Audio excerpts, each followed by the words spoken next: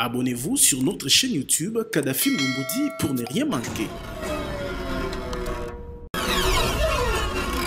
Abonnez-vous sur notre chaîne YouTube Kadhafi Moumoudi pour ne rien manquer. De prime abord, nous saluons l'initiative des pères de l'Église et nous les encourageons à poursuivre leurs consultations. Au moment où le sang des Congolais coule, nous condamnons fermement tous ceux qui s'opposent à cette initiative. Cette attitude, nous la jugeons profondément irresponsable. Chaque fois que l'appel à la paix, à l'unité, au vivre ensemble retentit, Moïse Katumbi a répondu présent. Et il le fera encore, sans faille.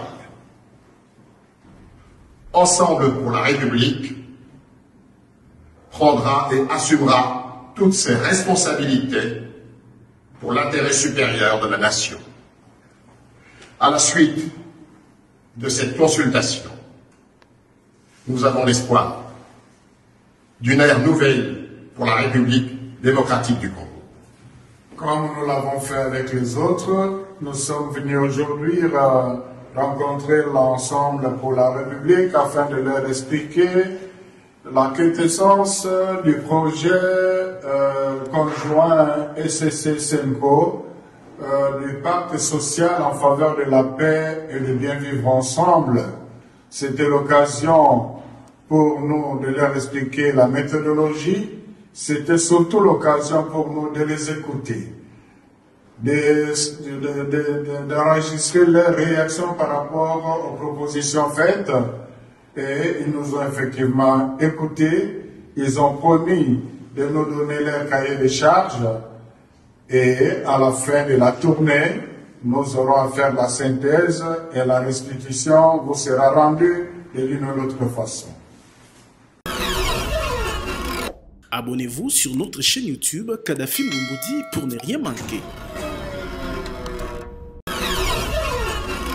Abonnez-vous sur notre chaîne YouTube Kadhafi Moumoudi pour ne rien manquer.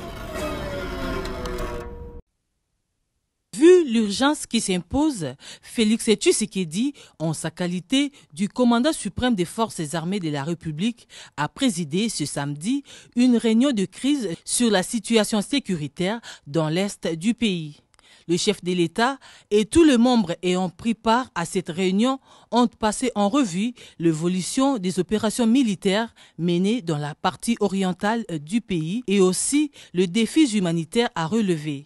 Ils ont également examiné les stratégies de mise en place par les forces loyalistes de la RDC afin de contenir les velléités belliqueuses de l'armée rwandaise et ses supplétifs terroristes du M23 AFC. Dans cette réunion de plusieurs heures, il ressort la reprise par le FARDC et Wazalendo du contrôle de la ville de Bukavu dans le sud Kivu, envahi pendant quelques heures par le M23 et son parrain, le Rwanda. Abonnez-vous sur notre chaîne YouTube Kadhafi Moumoudi pour ne rien manquer. Retenez bien ce visage, car c'est celui du ministre européen le plus clair et déterminé sur la question des sanctions à prendre contre le Rwanda. Maxime Prévost, c'est son nom. Il est vice-premier ministre, ministre des Affaires étrangères et de la coopération au développement de la Belgique. Il a été reçu ce vendredi en audience par le président de la République Félix-Antoine Tshisekedi Tshilombo en marge de la conférence de Munich sur la sécurité internationale.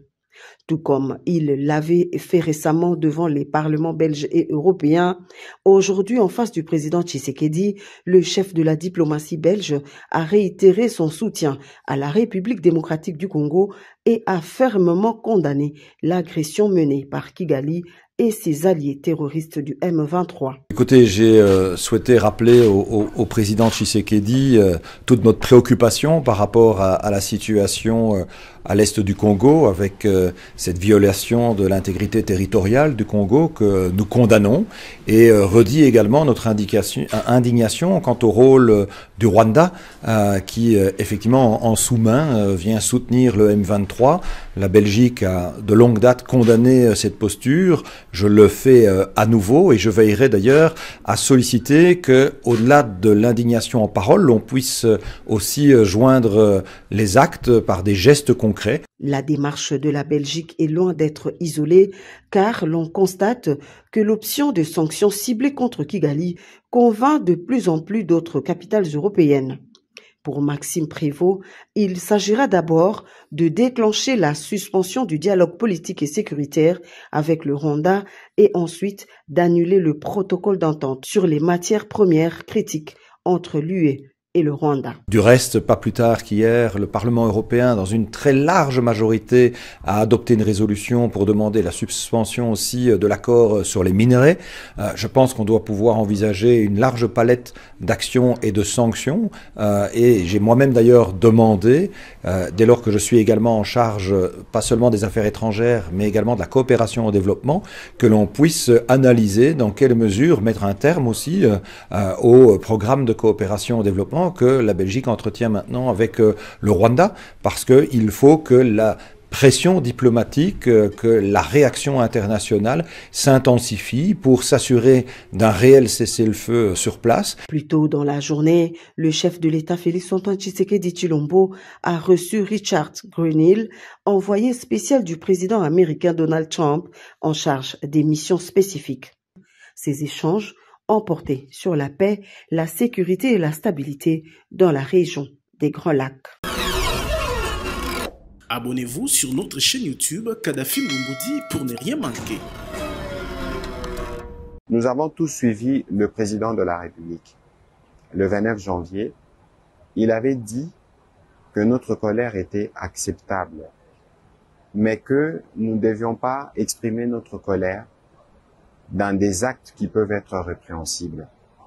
Ici, je voudrais spécifiquement m'adresser aux jeunes de Kinshasa. Parce que nous avons lu, on a vu qu'il y avait des réactions de colère, compréhensibles d'ailleurs, lorsqu'on a vu les images de nos pères de l'Église catholique et protestante avec ce que nous considérons comme des ennemis.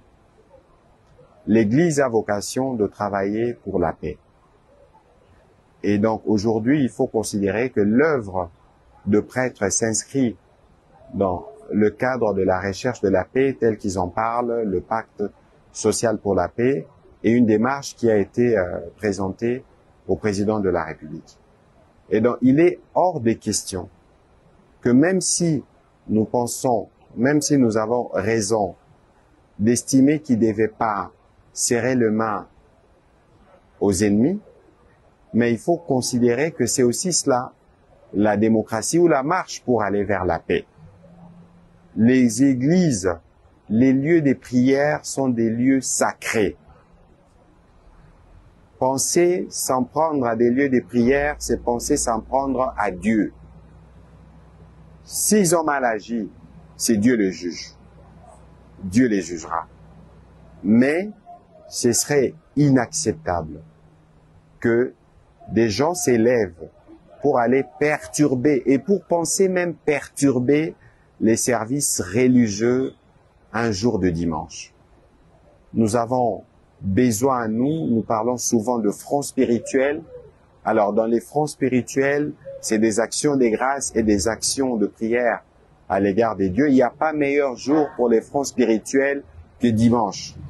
Alors, ne désacralisons pas ces jours-là, parce que il y a des gens qui pensent qu'il faut passer par des actes qui sont intolérables.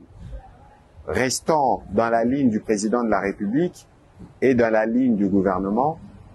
Revendiquons ce que nous souhaitons par la paix et par des moyens pacifiques. Les prêtres auront l'occasion, quand ils auront terminé leur consultation, de s'exprimer. Et en ce moment-là, on pourra justement voir la pertinence et le sens de leur démarche auprès de ceux que nous considérons comme des ennemis. Abonnez-vous sur notre chaîne YouTube Kadhafi Moumoudi pour ne rien manquer.